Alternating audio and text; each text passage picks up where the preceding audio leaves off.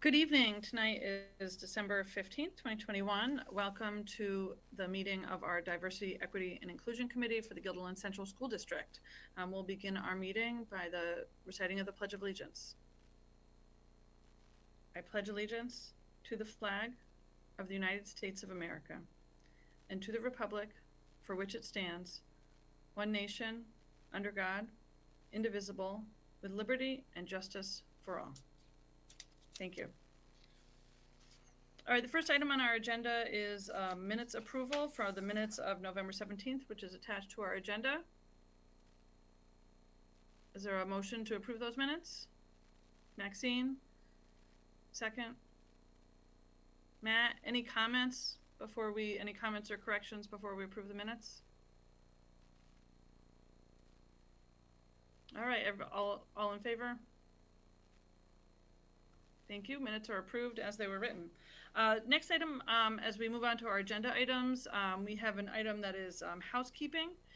So we're going to talk about three topics. We're going to talk about our communication norms as a committee, some meeting logistics, and planning for the meeting dates in 22-23.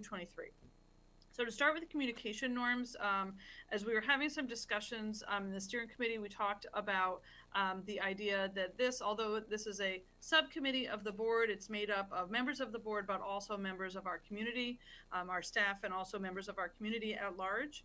And as it's a subcommittee of our Board of Education, we need to follow the same open public meeting laws as our Board of Education does. And that means that our communication needs to be open to the public. Dr. Wiles or Seema, do you want to expand on that idea? Sure, I can just add that the other committees and in general, even our main board meetings, there's no like deliberating or discussion in email.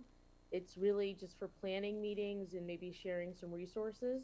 So I think this came up because I know there was like a long email chain of comments about I think different agenda items that were discussed here, maybe questions. I don't even remember the details, but I think that speaks to the point of, you know, when emails are just sent like that, the messages are not being really received in the way that they're meant to be, I think. You know, I think whoever sent, you know, when people are sending messages to the rest of this committee, they would hope that people are reading them, but I don't think that's what's happening in email. So just to be, just to get the message out clearly, and also so we're following the open meetings law and we're not really discussing topics in email, we should, you know, follow the same practice. And we were thinking about, I don't even remember if we decided if we were going to have maybe a Google Doc or a form a sheet where we can just put down things that we wanted to share or thoughts. So when people wanted to engage, they could go there and do that. And I think we could also put resources in the same spot. That way emails aren't just, you know, it's hard to follow conversations like that in email with like 25 people. So I would also add that, you know, the importance of the public piece of it. And so the purpose of the emails would be to possibly share resources, but also plan the meetings, like Seema said. And if there are topics that people want to be an agenda item, that's something that could get sent along. And, you know, we could add them as agenda items, but if there's going to be a discussion involved, it really should be an agenda item in the meeting, rather than being discussed on the side where, as Seema said, not only is it not public, but we're unsure of whether the whole committee has had the opportunity to engage with the items. Dr. Wiles, anything else in addition on that point? No, I think you both covered it very well. Any comments or concerns about those norms? Barb? Just have a quick question. The Google Doc, would that be available to the public if they wanted to see the back and forth or whatever, or the suggestions? How does that work?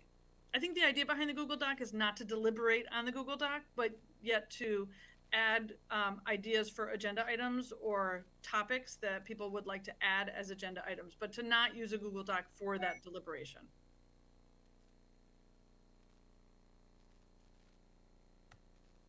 All All right, and the next topic is the meeting logistics. This came up because there was some question as to whether we would start meeting in person at some point soon. And so, you know, as we thought about the meeting logistics of meeting in person, one of the things that we felt was really important was for the public who's been watching these meetings to be able to continue to really hear everybody on this committee, hear all the voices. We consulted, right, Dr. Wiles, with our media department, and the logistics of having this large of a meeting, which is, you know, more than twice the size of the regular school board meetings, in the LGI, socially distanced and all microphone, so that the public could be able to hear it. At this point, isn't logistically possible, so at least for the time being, we're going to continue having remote meetings. And that way everybody is able to be seen and heard with their own microphone and their own camera. So for the time being, we're going to continue being remote. And then the third topic was planning for meeting dates in 22-23. We really appreciate those of us with parents in the band tonight. We really appreciate the rescheduling from 7:30 to 6 o'clock so that we could do double duty tonight. And Marie, I think Dr. Wells wanted to talk about just the logistics of our planning of dates for next year. Thanks, Amy.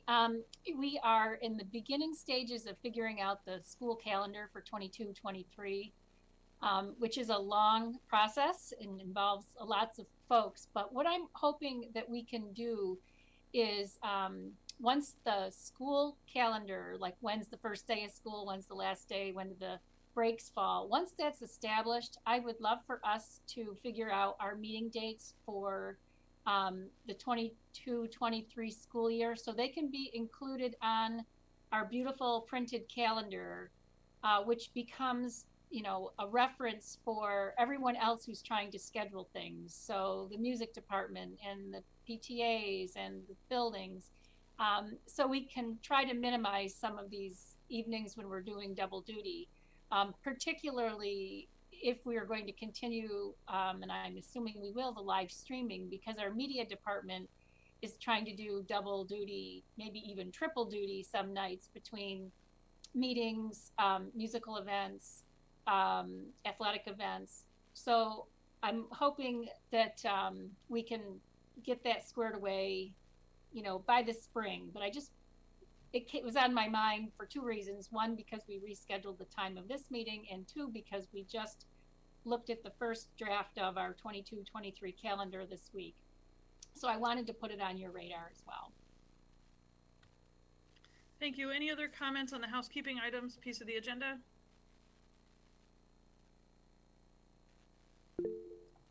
Nora?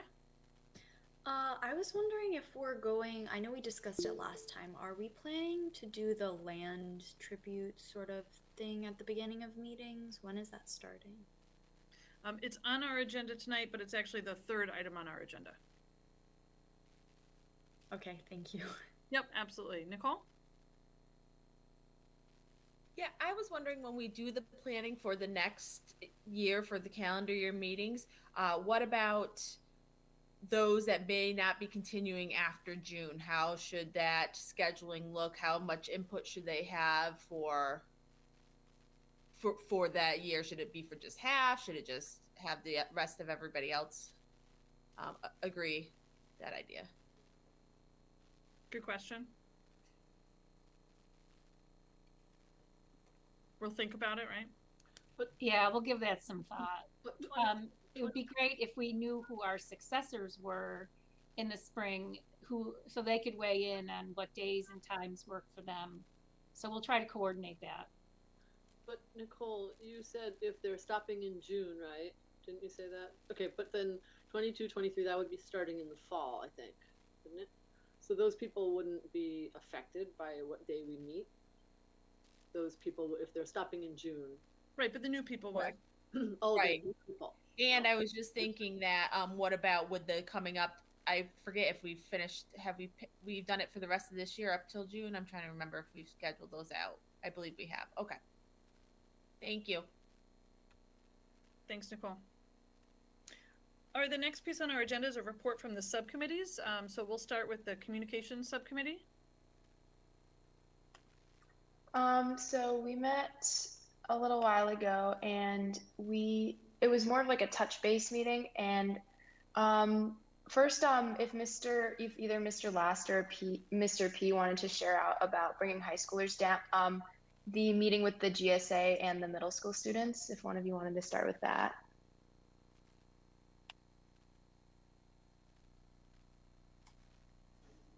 Yeah, sure. I'd be happy to dive into that. So, Mr. Lasser and I, we were able to meet with a couple of students at FMS alongside Jager there, and it was a really, really positive meeting from my impressions.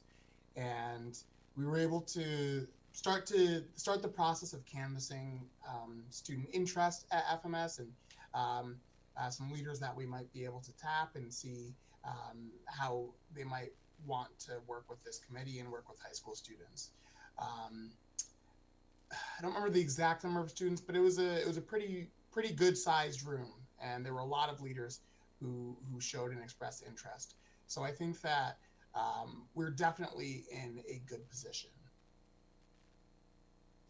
Oh, I'm seeing something that says I lost my network connection. Can everyone still hear me? Yeah, we can still hear you. Okay, great. Well, at a risk of actually dropping off, I'll leave it at that, and then hopefully things start coming back. But basically, we're able to make a first contact with students and get the ball rolling on that. Yes. Awesome. Thanks, Matt. Christina? Following up, continuing to meet with those students, I've asked that those who are interested in this addition to being in the Alliance and having more of these larger conversations, communicate with me. And several of them have reached out, and they're very excited about having having people hear them and hear what they see going on at the middle school level.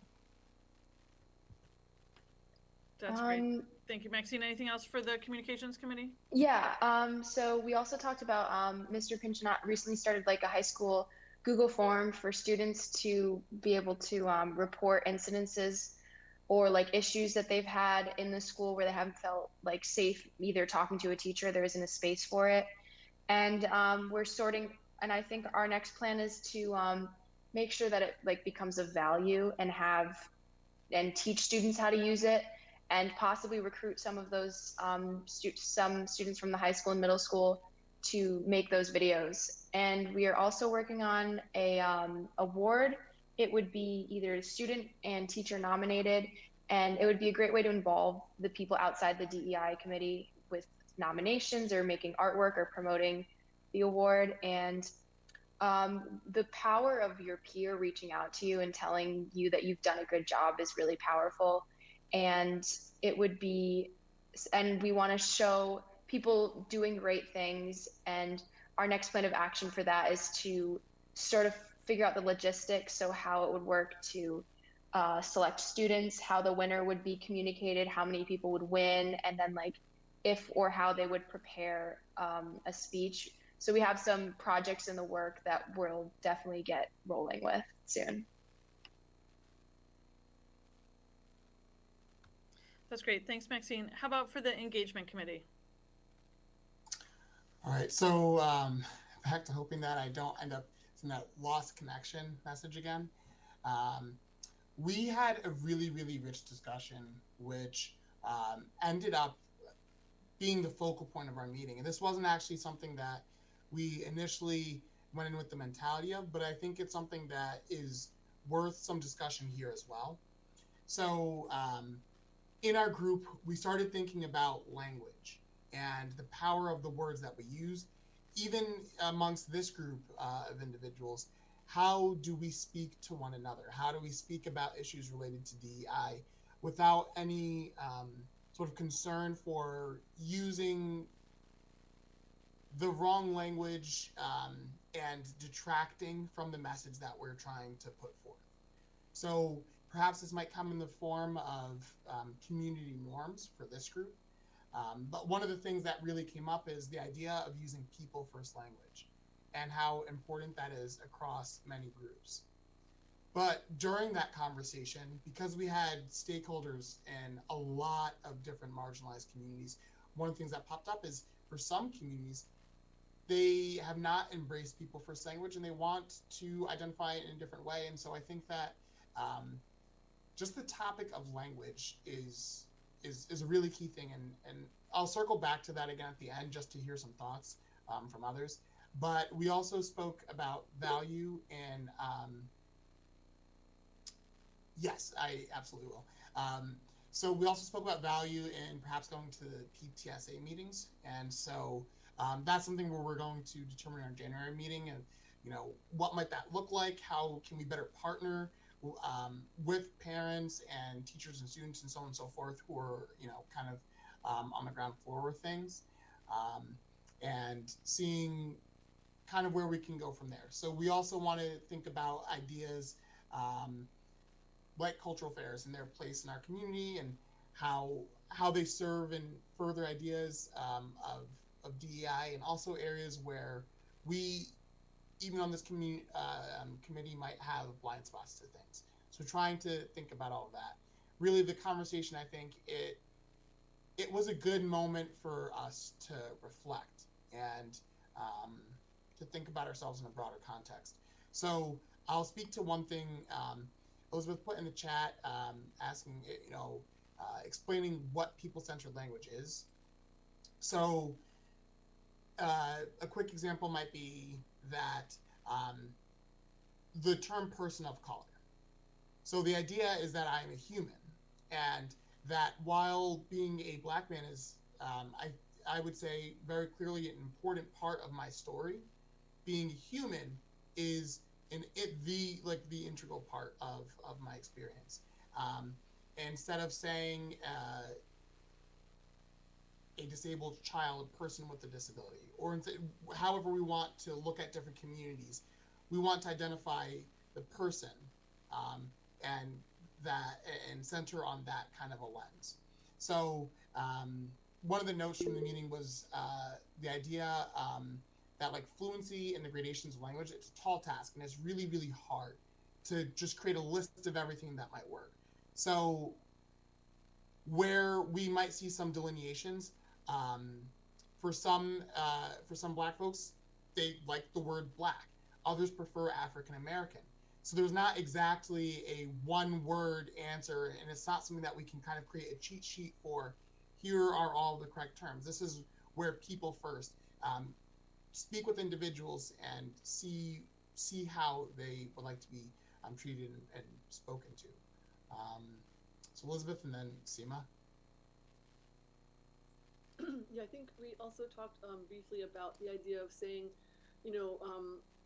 not so much saying, which I actually heard somebody saying yesterday, the gays, not saying that, but gay people, or the Blacks would be better as Black people. So I think that was part of the people-centered language. Is that right? Not somebody from this committee, somebody else I was talking to was saying the gays. Yes. Yeah, I would say kind of, even though I'm saying we can't necessarily do a rule of thumb, in a lot of situations that are coming to my mind at this moment, putting the in front of the groups of the Blacks is probably something that we don't want to do. So Dr. Rivera? I just was at a work retreat, and this came up in terms of meeting or communication norms. And so I didn't come up with this, but someone had mentioned they went to a training where they did something called oops, ouch, yikes. So oops meaning as they're having a conversation or they're talking, they might say something that they didn't need to sound like that. And so they say oops. So it's just like a space so there's some forgiveness in trying to have this difficult conversation. And then ouch meaning somebody else said something and you might want to say, just so you know, I know you may have not meant this, but it still hurt me, ouch. And then the yikes part was all, I think if I understood it correctly, was also somebody else saying something and, well, I know that you're having this discussion, but just so you know, when I heard that, I was like, yikes, that doesn't sound so good. Because there's no rule of thumb, kind of like what you mentioned, Matt, that people might prefer different terms. So there's not going to be like a clear, black and white list of what's okay and what's not okay. So I don't know if that's something that we want to think about, but I literally just wrote this down yesterday at a meeting because I was like, oh, that's a good idea. Tibisai? So the oops ouch yikes or oops ouch whoa framework is a tool that's used so that it signals clear sets of values. So like we understand that mistakes are going to happen, but harm can also be mended, and it's okay to know something and be accountable. So in a lot of the trainings that I do, I talk about exploring intent but acknowledging impact, and coming to these conversations with that exploratory thought process, but also giving people the tools to be able to fail with grace, is really important, because what we don't want to do is exclude and push people out of the educational center, which is why I also talk about curious spaces. Like, so a lot of people like safe spaces. I prefer curious spaces because when you're safe, you're healing, but we're not necessarily um, having the latitude to ask questions that might be difficult to answer and to answer honestly, or to ask questions that we may not know are offensive. So I'm constantly pushing for those curious spaces, and that's entered into with consent. It's entered with into it with these norms that we're discussing, and also frameworks for when people make mistakes. Because again, what we want to model for our community is not an isolation of someone who says something wrong. It's a loving reintegration and re-education, so that way we can progress empathetically, as we talk through very complex and difficult topics. Thanks, Tibisai. Christina, and then we'll move on to the research committee. I was just thinking that I'd like that resource available on that document that we're referring to, because that's excellent. And I'm, talking a lot to kids about pronouns in school, and the oops would be huge for kids to hear. I didn't do that on purpose, but I'm recognizing I did it wrong, and then having ways for them to call out others as well in a gentle way, so it's not off-putting. I just, as an aside, I would just totally agree. I put in the chat that those are similar protocols as are used in the NCBI training that have been used in the high school for quite a long time. And one of the things that the NCBI group has really tried to do is find a way to expose more, a higher percentage of our students and staff population with that NCBI training. So I think it's a great resource. And my question would be, how do we make sure that more people are armed with this tool in their toolbox to both to use it to respond to something and also to receive that response. The research committee, is there an update from the research committee? Sure, Lewis, do you want me to start and then you can clean up? We had a bifurcated meeting because our new person was a bit late, and so Lewis and I met, and then Lewis met with our new member, Victoria. But we are chugging along on working our way through the social studies framework right now. Lewis and I divided it up into grades, and going through the state curriculum and kind of pulling out examples of places where we could create or suggest DE&I centered modules, and then we'll do extra research to pull in some frameworks for those. So that's kind of what we are working on. And our hope is that because Victoria's in the schools, she can help us get some insight on what is a good suggestion or what's workable, what's not, and kind of help us do some reality testing there. We remain interested in helping the audit committee with whatever research they need assistance with, but those are kind of our two projects for the semester that we're working through. And Lewis has completed a really good chunk of work, so now I've got to catch up. So thank you, Lewis. Awesome. Lewis, did you have anything to add to that? No, that's quite complete. Yeah, I sent out. We need to polish our our research on the frameworks, but we're working on it. I finished 3 grades. We're gonna kind of get K to 8 this semester. Hopefully, it's gonna be helpful. Sounds great. From the audit committee, we were a little bit at a standstill this month because we're looking into the idea of an outside consultant to perform the audit. And so one of the things that we talked about last month was to look into other districts who have performed the audit, get kind of the bumps in the road, and see if we can avoid those bumps. But that's where we are as an audit committee. Anybody from the audit committee want to contribute anything more that I'm missing? All right, thank you. All right, I'm going to hand it over for our next agenda item to Matt Pinchnott for the land acknowledgement. All right, thank you, everyone. And thank you, Amy.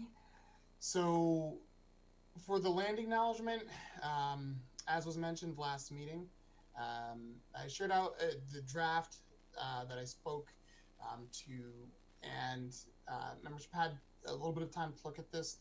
So I left things as they were. I didn't modify and change. Everything is in there as a suggestion.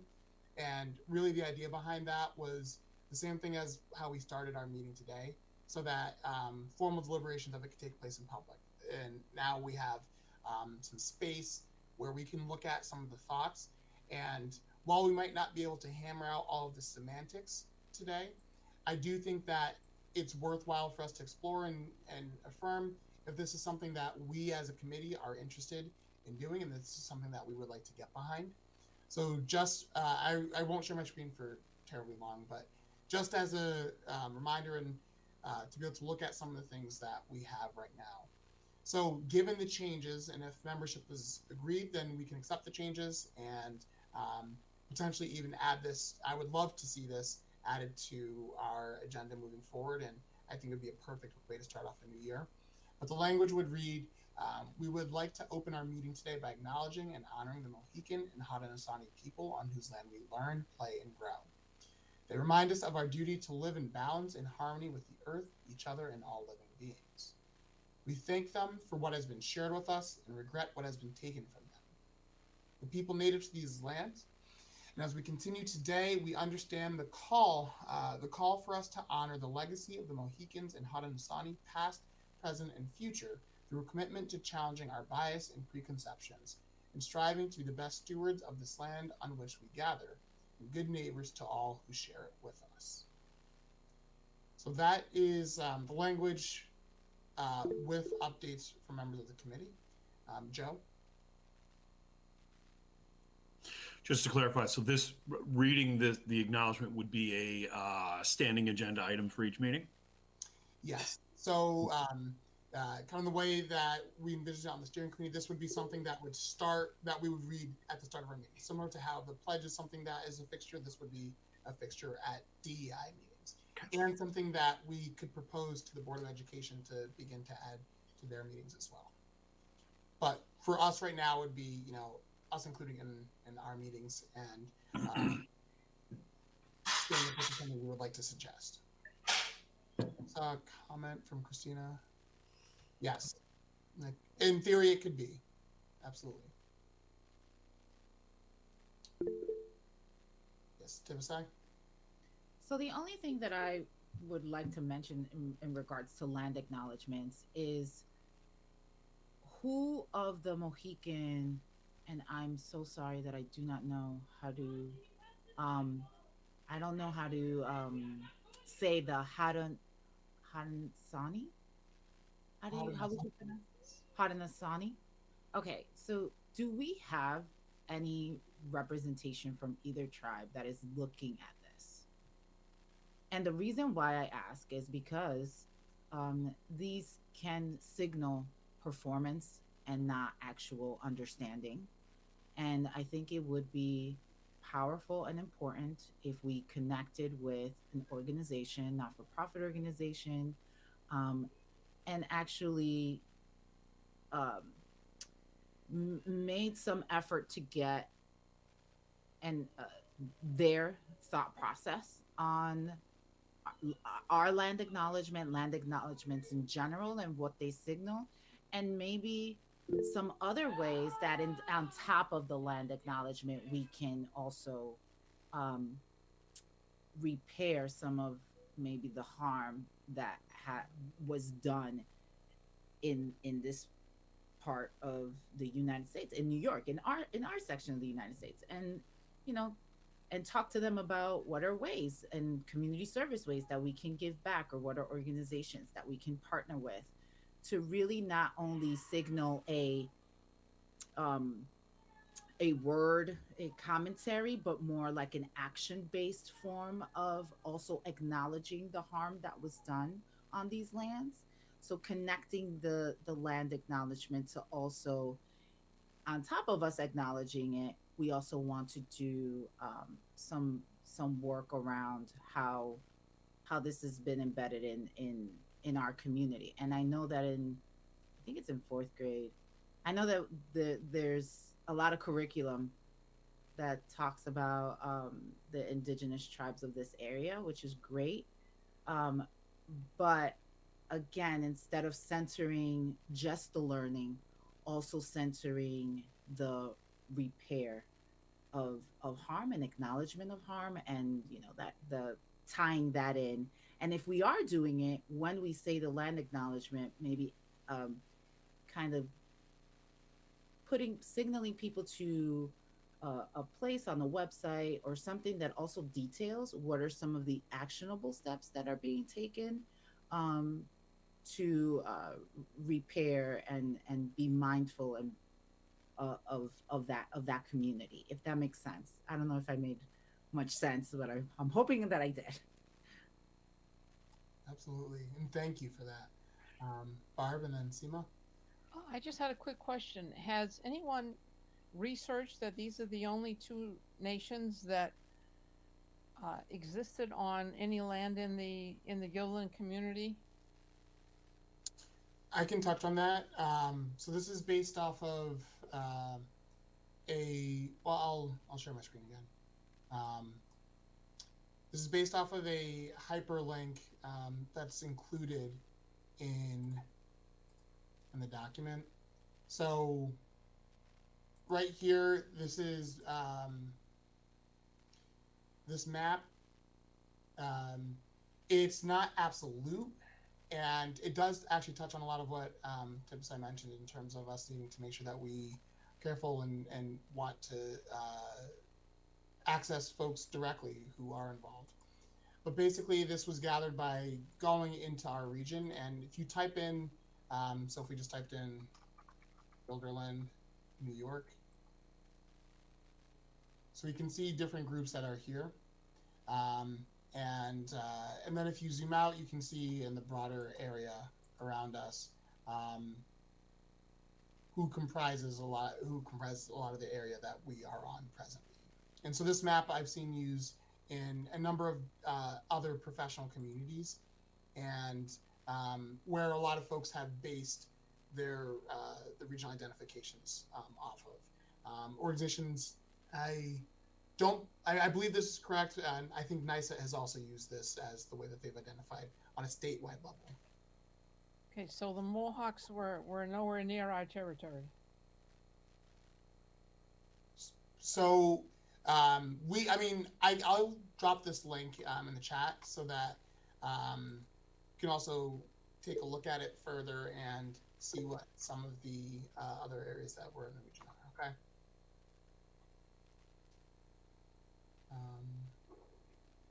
Seema? We did something similar at work. So I work at a university, and it was some similar work done, but kind of like what Tibisai said, I think there probably needs to be a lot of homework done first before bringing it up to the board. And so first looking at kind of like what you and Matt, what you and Barb touched upon, actually seeing who we're talking about, and then being in touch with a local community or tribe who would be represented for this area. Like when we did this at work, there's somebody from that local community who's part of our like staff there, and so there's a relationship built first, And then that way we know that we're doing the work in the right way. But I was thinking, because I've only seen Longhouse, like as a board member, I've gone a couple of times. I don't know, my kids didn't go to Linwood, but I don't know the history about like how they came together. I know a little bit of the fourth grade curriculum, but I'm wondering too if, through this process of trying to learn more about the land that we're on and coming up with this land acknowledgement, that we see that, does that align with the work that we're doing? Like, I wouldn't want to like make this effort and then find out we're doing something at one of the schools that's totally like not what would be, something that would not be acceptable, or something that would not be, seen positively. So I think there's like a lot of homework to do. I'm excited that it came about in this way, but the Longhouse piece, like, I guess it's something been in the back of my mind, like, I don't really know about too much about that. Who's kind of done the homework? Is this the way it's supposed to be, kind of thing? So I'm just putting that out there. All right, thank you. I think we have Christina and then Nora. Just in regards to the Mohawk people, I should do more homework, but I'm pretty sure the Haudenosaunee is an over group of nations, and the Mohawk is one of those, along with others. Yes, I need to do more homework, but Mohawk is one of the nations under the Haudenosaunee grouping. Thank you. And Nora, and then Leah. I was just going to say, sort of in agreement and in addition to what Simo was saying, maybe part of our land acknowledgement could be acknowledging the faults that we have made on this land against the people that we stole it from, and sort of acknowledging what we've done wrong in the past. Agreed. Thank you, Nora. Leah and Gloria. It's just two pieces of food for thought I wanted to raise. Was one, making sure we are not writing a statement with the viewpoint that everyone participating in the statement is Caucasian, that we will all be inclusive in our language of who would be making that acknowledgement and making that gesture of thanks. And also an interesting, just kind of food for thought, and I don't really have a place that I land on this, but in discussing doing this at my church, it was discussed that some people feel the danger of land acknowledgements could be sending a message that is anti-immigrant and anti-recent immigrant, as we've been here blood and soil for a million years. And so the interesting kind of counterpoint was, how do we also work in language to such statements that is explicitly inclusive of everyone, no matter when they have come to the land. So just more food for thought. Thank you. Gloria? And there are lots of experts in our area. We're in a very perfect spot to get the kind of information we're looking for. The state has huge resources, state museum regarding the Haudenosaunee. There's a great museum run by the people themselves out in the Fonda area, the Iroquois Museum. The older term was Iroquois. And yes, there were 5 original groups that came together, including the Mohawk, the Oneida, the Onondaga, the Seneca, the Cayuga, and then a 6th joined later after the revolution, the Tuscarora. So they've come together, and Haudenosaunee, as someone said, is that broad name for the people. So there's lots of resources here for us to kind of check our language out and our intent.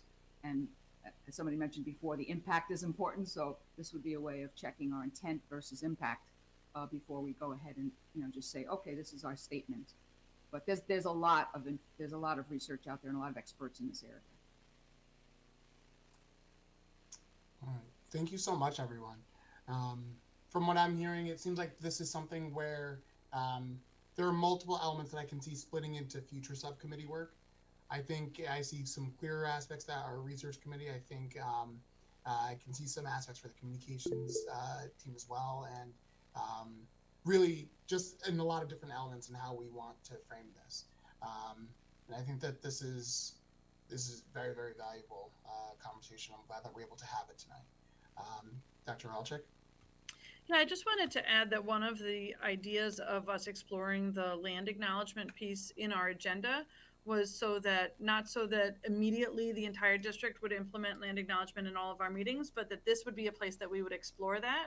And this would be a place that we would use this practice and explore the intent impact piece of it. And so, this being the DEI committee, this being the most appropriate place for us and, quote unquote, safe space for us to be able to make that exploration and take a look and do that research within our own group. So I appreciate the willingness to continue that, and thank you, Matt, for all your hard work on this.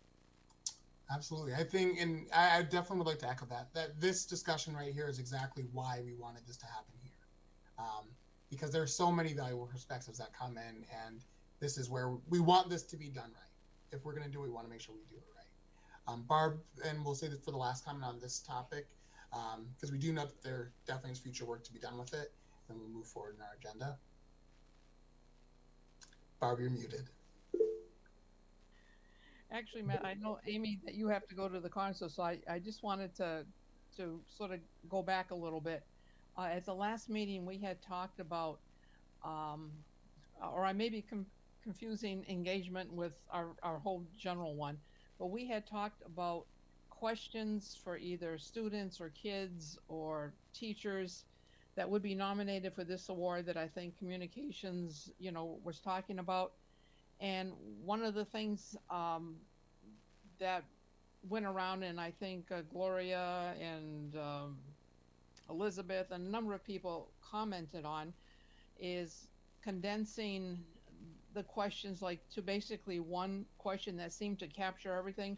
When are we going to, as a group, discuss that, or does that go back to communications? How do we as a group deal with that particular question?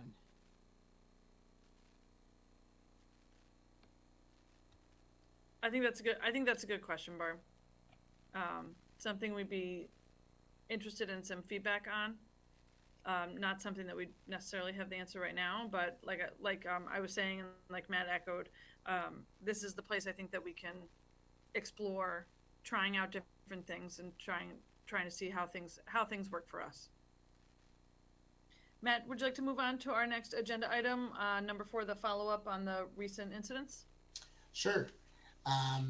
So I apologize to anyone who has already seen the Board of Ed meeting, because some of this is going to be a repeat, but it's definitely something that we wanted to provide some follow-up, because we heard these really, really challenging and upsetting, disturbing, frankly unacceptable things. And so, all right, what have been some of the next steps? So I'll start off by saying that the initial thing, and I touched on a little bit of this last time we spoke, but the initial thing was meeting with the students that were involved. So meeting with the administrators and hearing that story, but also with the students directly, because they're the ones who were impacted by this, and they needed to be the priority point of contact for this. So what emerged from those meetings, both at the high school and middle school level, were two different things. So a question that was posed to students and that I plan to continue to use is, what are some things that might help you feel safe now? What are some things that you need? How can we support you in this space? Because that answer, just like we saw for even the language that we use, it might vary per person, and individuals have different needs. So what came from that, two different things, and we won't watch the full video, but I'll talk through a video that went out, and then I'll show everyone a form that was created as well.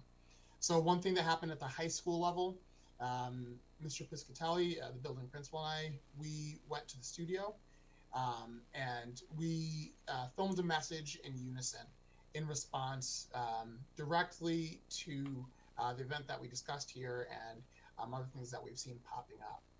And so the language that we used was derived largely from language that students spoke to as things that would be impactful for them to hear and what they wanted to see from us. Because to Tipside's point earlier about even some performative acts, we want to make sure that we're not doing things that are performance, that are actually touching on the need. So that was one of the first things that went out, and that went out to all staff, who then in turn played it for students during homeroom time. The second thing is something that Maxine actually touched on earlier, and I will share with everyone right now what this looks like. So the idea of this forum is called DEI, a space for you. And so this was formed in conjunction with our communications team, in conjunction with the administrative team, built off of student ideas. So some things to understand. First, this forum, it's available to all members of the Gilderland community. It's not something that you have to be a student to use. So this includes, well, I'll just show you the list. You know, community members, faculty, staff, administration. So this is really something that is welcome for all members to fill out.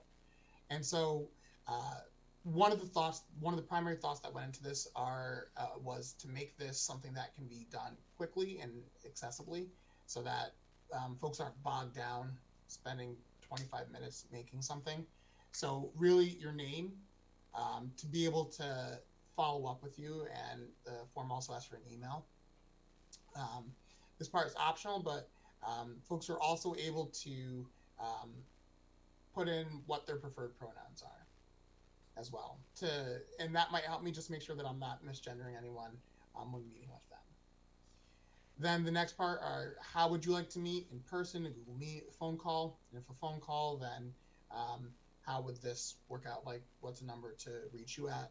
And this is really the crux of it. So the first part is gathering just a little bit, so I think about that as that, so I know who you are. I know what space you might be coming from. This section right here is the story, because I've been really, really fixated on the idea of a story, and it comes from something that I believe I shared last time, but it still burns in my mind, where a student mentioned that as a student of color, experiencing microaggressions on a daily basis, sometimes they wonder if they are crazy for feeling hurt and wounded by what they see and what they experience, what is done to them regularly. And so there are a couple of different ways that this might work. For some students, what they might need is to simply be heard and to be validated, and to know that, no, you are not crazy. This is not a you thing. And that might be what a student wants, just to be able to have a space to feel heard.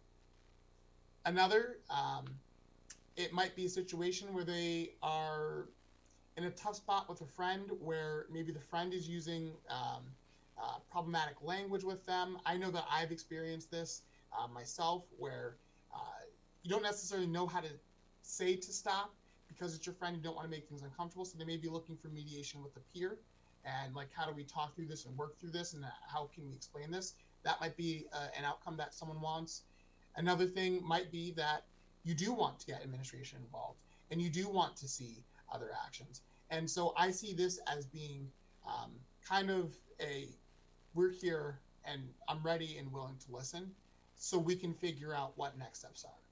This isn't the final step, but this, and I mean, well, for some it may be, but this is really designed as being a way to check the pulse of individuals, and to be able to make sure that folks know that what they say and what they feel matters. So that was something that was born in response to these events. And one of the ways that this is, that we're looking to disseminate this in buildings, it's getting QR codes that have this, and similar verbiage, a space for you on it, around in buildings, so outside of administrators' offices, maybe inside, and then also in more discrete places around buildings. So this could be in bathrooms, in social work offices, in the nurse's office, and places like that. But also even having maybe, you know, some smaller business cards where people might be able to have something portable. Now, this may come as a surprise to many, but a challenge that I was even experiencing earlier this meeting, sometimes our internet connection isn't always the best, and specifically on mobile devices. So An idea that's put forward is to be able to have this as a student bookmark, so that whether you are in the building or not, you're still able to access this form and submit it using your Chromebook or other technology, even at home. And so just the main thing is to make this accessible. And some of what Maxine said earlier, I spoke with some student leaders earlier this week, and one of the things that they would like to do is see ways that we might be able to get this running and spread so that people are able to access and utilize it. That's a lot of information in a little bit of time, but I wanted to make sure that I address things. So if anyone has any questions, please feel free to let me know. That was great, Matt. Thank you. Okay. I think we already heard from the students that they really appreciated the form. Seeing a lot of nods. Go ahead, Matt. I'll let you facilitate. Okay. Tibsai? Just a quick question. In terms of, as a parent, I want to understand what are the actionable consequence? Like, what are the consequences? Like, what's the continuum of what could happen, for example? So I like the form, but I also would want to know, you know, if my child comes to me and says something to me, I want to be able to help them understand what level of accountability to ask for, to be quite honest. And having some type of continuum or form or rubric or something that just shows, like, not if they say this is what will happen, but that at least gives a layered approach of maybe it's an informal resolution, maybe it's a restorative circle that'll happen, maybe when it's kicked up to administration, what those accountability processes look like are important. I think this is a great first step, but in kicking it up a notch, just for transparency, I know as a parent, I would like to know, okay, my kid was called a word, so now what's going to be the result of that, or what is administration going to do to hold people accountable for that? So just thinking through, those are my main questions. Like, how can we create a document, or at least something that doesn't make it too specific, because that can be difficult, especially around these sensitive issues, but can give us through lines or paths into what could be the possible outcomes of some of this reporting once an incident occurs, if that makes sense. It definitely does, and I appreciate you saying that. I think one of the challenges that I at least saw was trying to make this as streamlined and not as text heavy as possible. And if we can view this as being, again, not necessarily the last stop, I think those options would be explored during that meeting. And also, to be honest, I think the answer would vary based off of grade level, based off of if this is a staff to staff interaction, based off if there's a power dynamic, if this is administrator and staff. Like, so I think that it's hard for me at least to conceptualize a small enough list that it can be digestible and yet comprehensive enough to actually cover the scope of what might happen. Now, something I say, not really in jest, but I think, unfortunately, one thing I've learned is that racists can get awfully creative, or not just racist, but bigotry of any kind. And so that may make it really hard to consider this. What I can say, though, is that I have seen a wide gamut of reactionary steps taken. So I do think that there are things that can lead to suspension. Now, it's not for me to necessarily say exactly how that will go each time, but I definitely, have been in the room to help out that negotiation. So I think that part of that is, as we try to move forward with with helping students and community members in general feel heard, is that they know it's not going to fall on deaf ears, that there is definitely going to be a follow-up. And something that I mentioned at the board meeting but failed to mention now is, I love that you mentioned the parent lens and not just a committee member lens, because parents absolutely can be involved. It's not as if this has to be something where, oh, it's just a student and parents can't. Absolutely, a parent can be involved in this process. So I think that's really, really important. Maxine and then Seema. I saw in the form that there was an option for like elementary and middle school. Is this something that's already in those schools yet, or it's like quickly moving down?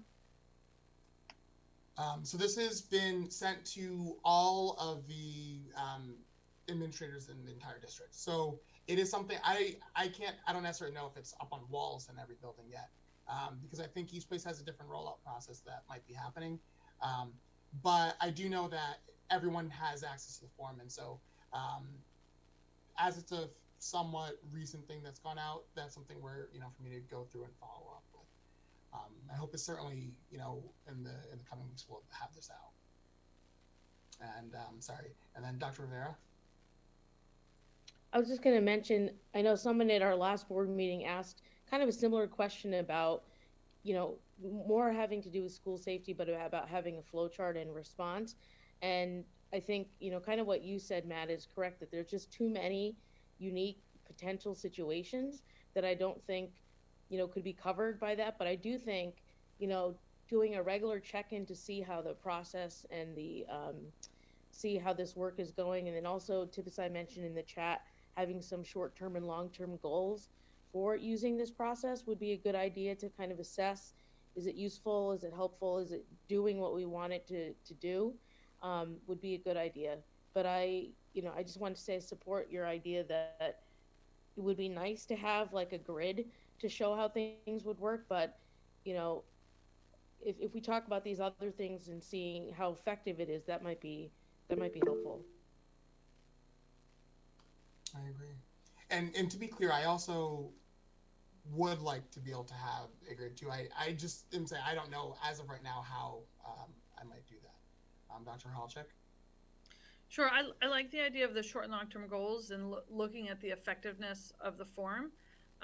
But I also want to keep in mind that I guess when I see the form, to me, the purpose is open communication and to create a venue for students and others to have a pipeline for somebody to communicate with if they don't already have that close connection and feel the ability to communicate more openly. And so as I'm wondering how you would judge the effectiveness and how you would determine the effectiveness, I wonder if it's just, is the form being used?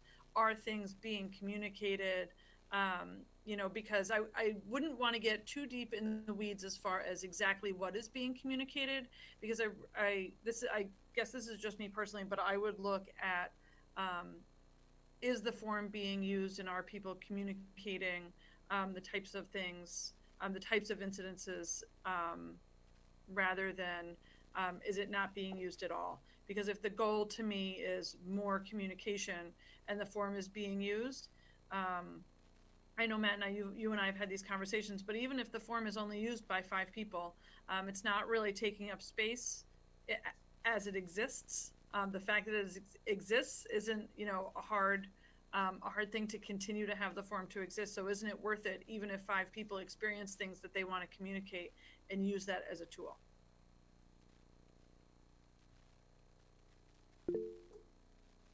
Thank you for saying that. I see things from a very similar lens. Gloria? I think I'd like to go back to that question I guess you posed to the kids you were dealing with. You know, what needs to happen that you will feel safe? And I think that is a crucial question. If we can go back after any conversation or after you meet with them and come back to that and say, do you feel safer? Have things gotten better for you? That's the key.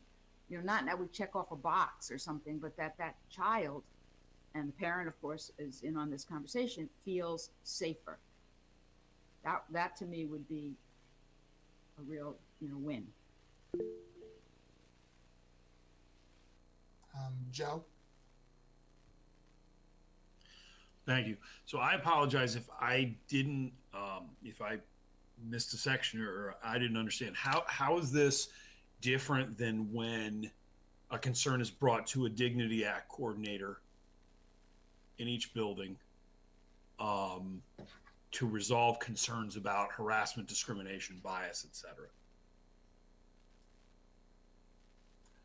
So, touching on that just briefly, but I think one of the challenges that we're finding, and some of this I can't actually go into too much detail with, but one of the challenges that we're seeing is that a lot of people haven't felt that they can share things.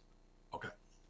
And so the main thing that I'm seeing is a way for students to have a place. And I'm using students because that's the primary group for me, but for anyone to be able to at least have a place to. And if it's a few more people, that's more than we have right now. Right. So it's either an option or an alternative, for lack of a better phrase. Right. Okay. And I think, some folks might worry about, for whatever reason, being seen going into an administrator's office at first, or might worry about whatever the initial thing might be, or I think there's also that moment of pause, and I go back to what that student said to me about, am I crazy? Am I out of touch for this? So I think this is a place to say, no, you're not, and how do we move forward together? Got it. And it might be also that's where the student wants the issue to be resolved. Correct. Right? As opposed to a different process. Okay. Correct. Thank you for Some people, clarifying. it might just be that they just want to be heard. Some people, it might be mediation. So there's a lot of different outcomes. Thank you. Absolutely. Good question. Kelly? Thanks. Yeah, I don't think it's meant to be another avenue of complaint. And even if there was, I don't think Matt would be the person that would impart any discipline. So if there was some sort of complaint, it would go through the proper channels. And if it was that was the right avenue, then that's the right avenue. I think it's just kind of like there for as another opportunity for people to voice their opinion and share their struggles. If something comes out of that, that's a disciplinary action, then that's dealt in that channel. So that's kind of my only input. Thanks. Thank you. Sandra and then Andrew. So Matt, did you say that this would be something that maybe you would put posters about, or you would put it in places where people would see it? Absolutely, yes. So yeah. So that would, I think, so as as a constant reminder to people to see that there is a support channel. So to have it kind of out there like that is in itself sort of like, you're not crazy. We actually have like a forum, we actually have a forum for you to bring these kinds of concerns and events, and that's how not crazy you are. So I think just having it out there like that is in itself like a visual support for kids and other people. So just 2 cents on that. Absolutely. Thank you. Andrew? So I spent a lot of years in emergency management dealing with incidents. And one of the things we can't forget about is after the incident is resolved or whatever happens, information needs to flow back into the prevention process, because the ultimate goal of everything is preventing this stuff from happening again. Absolutely, I agree. Yeah, we definitely need to be both, proactive and reactive. Or maybe a better word is responsive.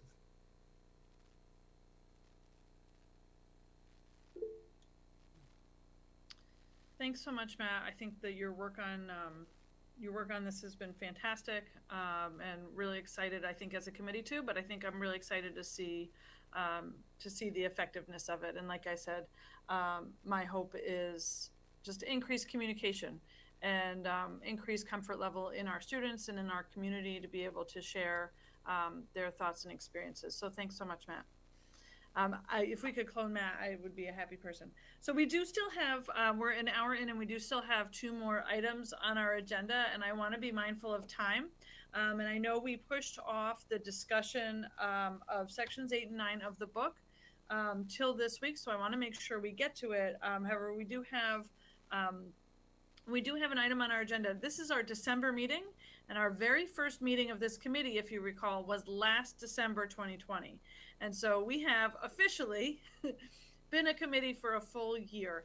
And I know we asked for some reflection at the end of the first school year. So in June, we asked for some reflection, and this being the middle of the school year and the end of our very first year, we thought it was a good time as a productive committee, a reflective committee, to ask for a little check-in.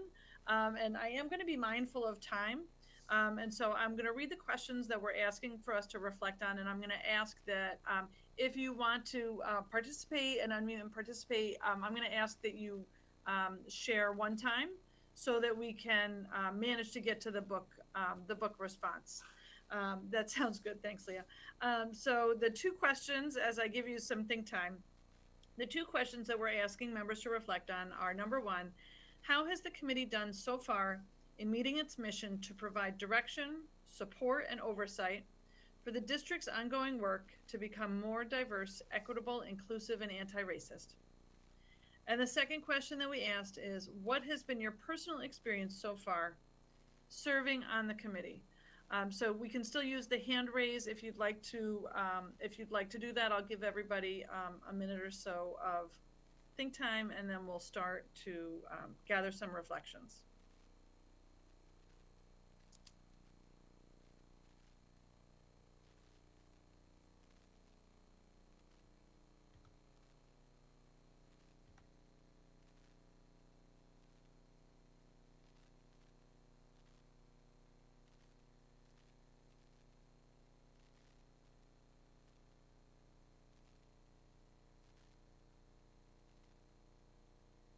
All right, if anybody has any reflections that they'd like to share, again, on those two pieces of how the committee is meeting its mission and also what your personal experience has been on the committee. We'll start with Leah. I'll just very quickly say, you know, we've obviously got road to cover and things to do, but this committee was rough last year. I really hated being on it. And I was pretty frank with that with several people. And I think we had a lot of hard conversations and people really had difficult talks. And it just, this year, the whole energy is so different this school year. Matt, I really appreciate your presence here, but I also appreciate that people pushed through some really hard stuff and stuck with it. So I just really wanted to say that as a Black person on this committee, I was not optimistic last year, and now I am very optimistic. So this has been a meaningful experience for me. Hear, hear. Nicole. I'm glad to hear that, Leah, because I think that's the hope. But I think we have a really good, with all the work we have to do, I remember starting and saying, how are we going to tackle any of this to get something done? And I think we have a great start with the committees and the different tasks and stuff. So I think as a committee, that is something that we have done very well, is placed out what we want to do and really make things look a little more manageable, because December 2020, we looked like we were trying to solve the world's problems, and there was just no road. So thanks, Nicole. Kelly. It's been a great year. It's funny, I kind of try to think back of what we have actually done, and we've done a lot of work on the webpage and a lot of work on definitions and kind of getting focused. I'm still kind of striving for this like audit kind of that will give us some direction a little bit more. But I think as a committee, getting our feet under us for a year, we've come a long way. As far as the second point of kind of personally, what I've really enjoyed the most and what I've learned so much from is having the students on this committee.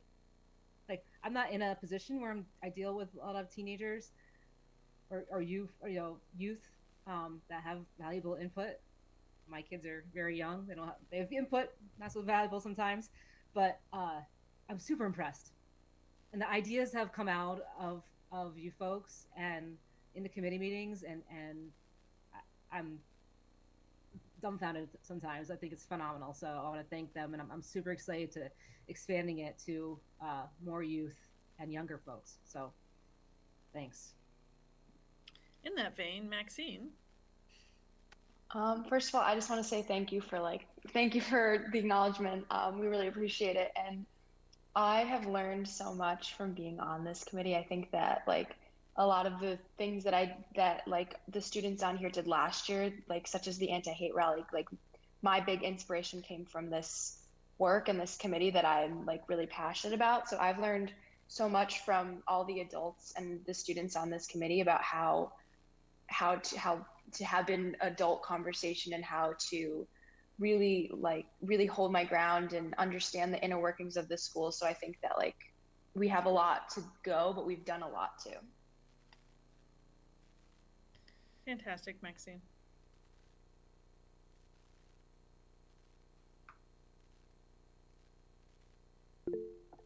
Tibisai? The opportunities to be in the rooms where decisions get made has been invaluable. So I definitely was very, very grateful to see how committed every educator, every person that's on this committee, but the extension out to in the school buildings, seeing that people really want this input, and it's just creating a better space for our children, and I think that that's really valuable. Yeah, I think that we have a ways to go, but we started the journey, and I think that that's half the battle. Now we're discussing these things in habitual ways where we understand that it's going to be a longer marathon and not just a sprint, but there are real goals that are taking form, and real hard conversations that are happening in a pandemic. Like, I also want us to remember we're in a pandemic.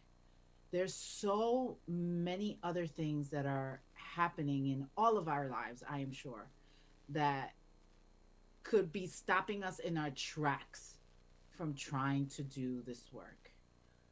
And just the grace in with which the leadership at Guilderland has taken on so many challenges and so many obstacles and very loud voices and trying to keep our students safe and continuing navigating through these challenges as we get new variants and different things. Like, I'm just amazed at the power of the human will to be better. And I think that that's what's been truly inspirational for me, and what's made me grateful. And I will say, I felt like a complete outsider in Guilderland prior to this committee. And this really integrated me into the community in a way that I really didn't expect, but I was hoping that it would.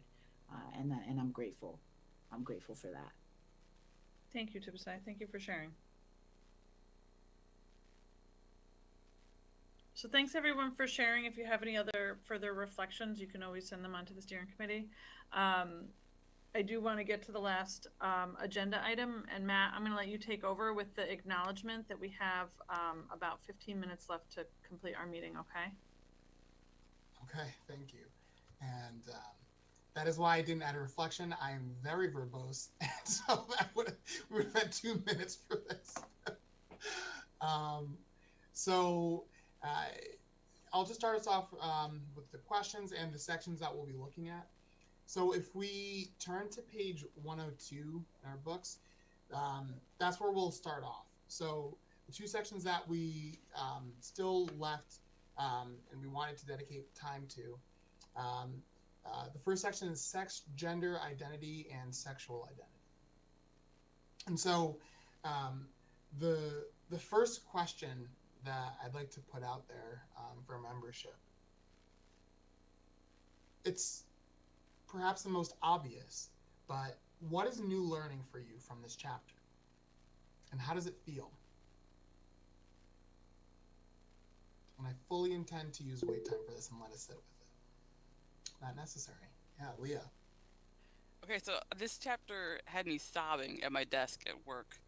On page 98, I think it really just hit me, this sentence: almost 2/3 of transgender students do not use school bathrooms because they do not feel safe or uncomfortable.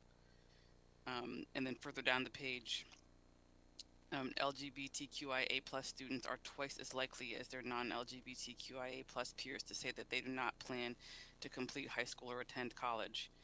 And I think for me, it just struck so home, like how can you learn if you don't even feel the ability to safely use the bathroom and relieve yourself and continue in the day, or have just go into the stall and close the door for a minute and have a minute to yourself. And I think it just these things, you understand them logically, but it just created an emotional mental picture to me that just was like, that's why this ties into learning, that's why this ties into opportunity.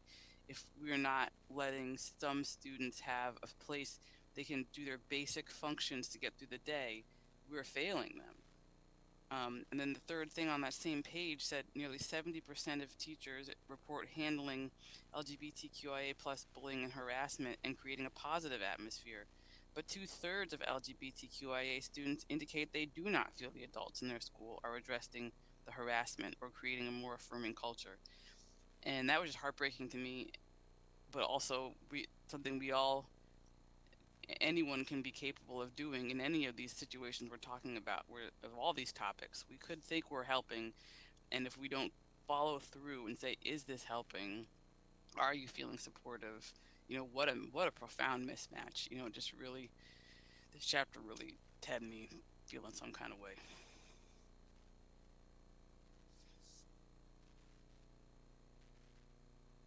Speak on it. Yes.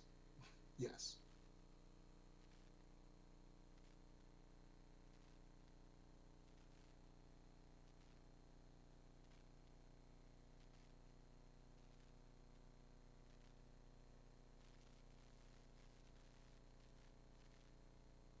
What are some other things that we're learning? And I kind of want to even lean into that second part of that question. How does it feel? How does this chapter feel?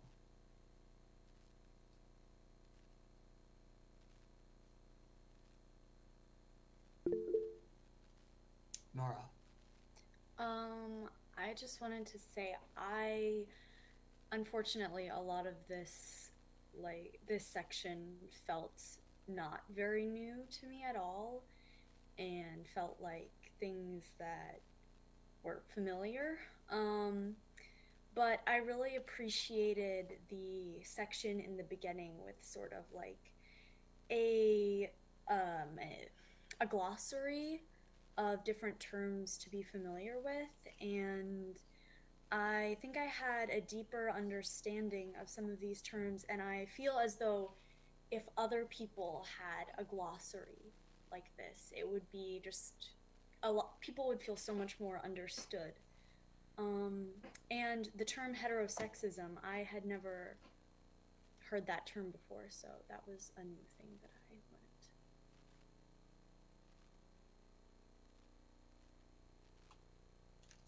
Thank you.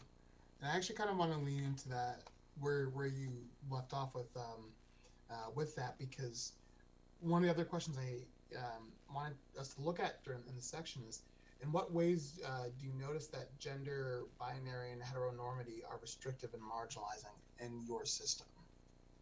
So I think it's always important that we bring this back to, we see the macro. How is this impacting folks' lives on the micro?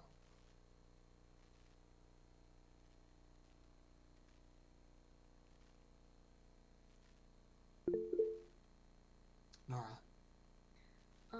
I mean, I guess I can just say, for students that are in the closet, and not even out to themselves, being able to know that the way they feel or the way they could feel, or even that it's a possibility, and that it's affirmed within your culture. I mean, growing up, most of your life revolves around going to school and what people talk about and what you read, and when what you read is only one way and what you see is only one way, it's hard to imagine it another way. And so I think that when the things that we're reading and absorbing are more open to change, you feel that, oh, maybe it's okay that I'm this way. It's being open to that in yourself comes from the society and the culture also being open to that. Again, speak on it. So we have Tibisai and then Siva next. In terms of your question on just heteronormative and the effects of it, it just starts so young. My 6-year-old is a boy who loves mermaids and does not want any of his friends to come over to our house, and has told us if people come over, can we have the door closed? Because he is already receiving messages that he's not supposed to like mermaids. And I think about how stifling that must feel for him. And yeah, I just read through this and all I saw was my kids, right? My kid has curly blonde hair, gets confused for a girl a lot, and doesn't want to have the outside world know that he likes quote unquote girl things and what that's doing to his self-esteem.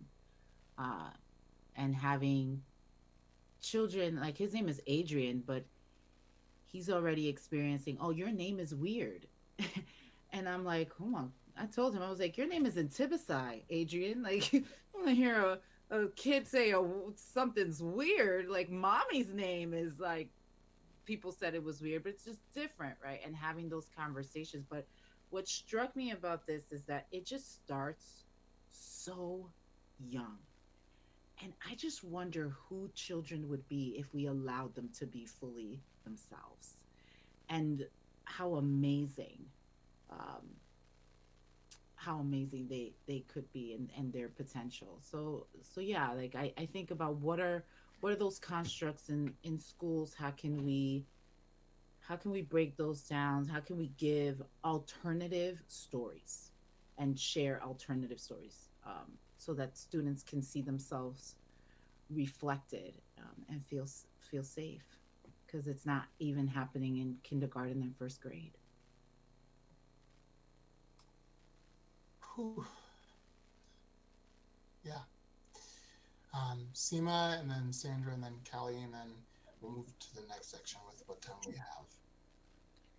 I just wanted to, a couple things stood out to me. One thing that Nora mentioned was the glossary at the beginning. It reminded me about the language piece that we started the meeting talking about.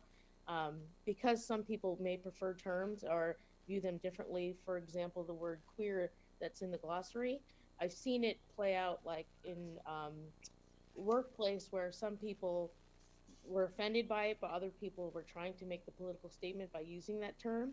And so to not make the assumption that hearing it from another person, you know, there might be a different understanding as to why they're using that term. So also, I guess in that sense, to model to our kids that we're always learning, that a lot of this stuff, some of this stuff, and you know, as time goes on, a lot of this stuff is new to me, so I'm always trying to keep up and learn. And so just modeling for our kids so that we don't know everything, and that's okay. And you know, as we learn, it's okay to help others understand that too. So just that piece. And then there was one other thing, and I forgot. I guess I'll type it if I remember. Thanks. Thank you. Sandra, and then Callie. So I just wanted to add to what Tibisai just said. So my sons, my older one, when he was in elementary school, insisted that I buy him a purse, and he wanted to go shopping and he wanted to pick it out himself. And I did it, and I let him take it to school, and that only lasted about 2 weeks. And then he just said, I don't want this anymore, Mom. And he didn't want to talk about why, and I didn't push it at the time. I didn't feel like I really had the skills to push it. And then my second son, 3 years later, started something called Girl Fridays. And so he and a few of his friends would pretend to be girls. They had different names, and they had girl names, and they would be girls on Fridays. And that went over okay until the Friday. He asked me if it was okay if he wore one of his sister's dresses to school. And I said, yeah, you can do that. And he did it. And I got a phone call from the school talking to me about how they were planning on handling it and this and that. And I said, well, why don't you just pretty much just let it be? You know, it'll either become where he goes, or or he'll stop doing it. I mean, he's just trying to figure things out. So I mean, it didn't turn into anything major, but I do feel like elementary school is really that place where, you know, boys and girls they do, you know, girls want to play with trucks, girls want to wear green, girls want overalls, boys like sparkly things, why not? Boys like fuzzy and furry things.